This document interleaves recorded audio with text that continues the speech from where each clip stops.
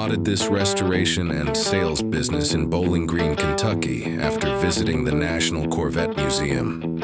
They had 2 restored high-quality 67 to 72 Chevy trucks for sale out front, so we had to stop. Seeing these gives some ideas for my build. Let's check them out. Ready to cross this thing out here in the wild. Butler Motorsports for sale down here in Kentucky. Wild C30 build.